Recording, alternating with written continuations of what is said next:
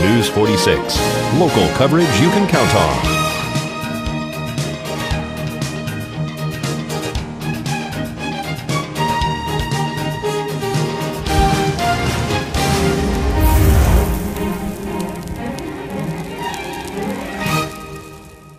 Pahrump loves Denny's great hometown dining experience. Join us for your holiday parties.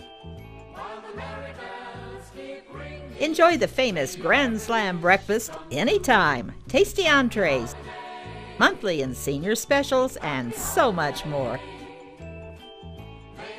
Order your holiday pies here. Denny's, conveniently located in the Albertson Shopping Plaza. Our doors are always open. Yum! Just after 8 o'clock this morning, we were dispatched for a report of a structure fire with heavy smoke showing. Valley Electric happened to be operating in the area. They arrived very quickly, started securing the power, and in that process, they gave an updated report that, in fact, we did have a structure.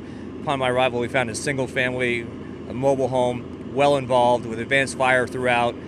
We also found a person that had been removed by some bystanders laying down in the driveway, has sustained some serious burns, as well as smoke inhalation. We went into the objective of life safety for her protection. Objective of suppression was the immediate structure as well as the exposure structures that are all attached here. As you can see, there's a number of structures on the property, and also to bring Mercy Air in for patient care. The person was airlifted to UMC Trauma Center via Mercy Air for what you just said, those injuries. Was there somebody else on scene here too as well? There were several people. I'm not sure exactly. One was Dan Malowitz, who I know from the search and rescue days. I was in the kitchen looking out the back window, seeing a whole bunch of smoke coming up, which was unusual for Maggie's house, and called it in, came around, and started pounding on the doors and everything, knowing that she's probably a late sleeper, and finally found her standing halfway in the house, standing up looking for her dog. Being an ex-firefighter, I crawled on the floor, grabbed her by the legs, pulled her down, and dragged her out and started first aid on her. He was on scene, and it was a few other people at the time. Dynamics were a little out of the ordinary upon our arrival. Sheriff's officers assisted us in taking care of that situation because it actually distracted from what our main goals and objectives were. But it was handled timely by the Sheriff's office. And as you can see, the fire's under control. We're in an investigative phase now. And we've summoned the assistance from the Deputy State Fire Marshals en route from Las Vegas. You had a person that wanted to try to save a vehicle who was kind of disrupting the scene. There was attempts to save an older style vehicle that was parked in close proximity. And again, considering the fact that we had immediate life safety issues in the initial stages, property is secondary.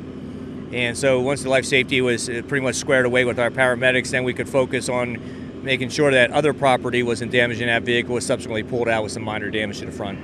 How much does that disrupt the firefighters and the rescuers to have a person running around trying to save things or trying to put out fires on their own? You guys have to refocus your attention.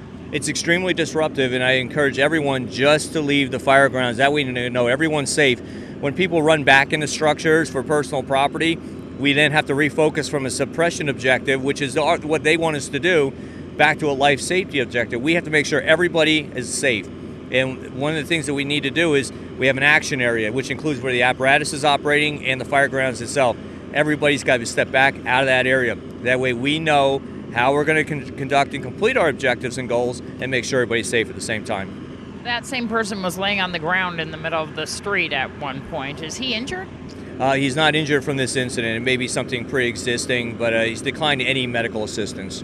And as well, Dan was injured in the life-saving rescue there. Well, it's my understanding that he may have received some abrasions to his hands. They've been evaluated by the EMS on scene, and it appears that he does not want to be treated or transported.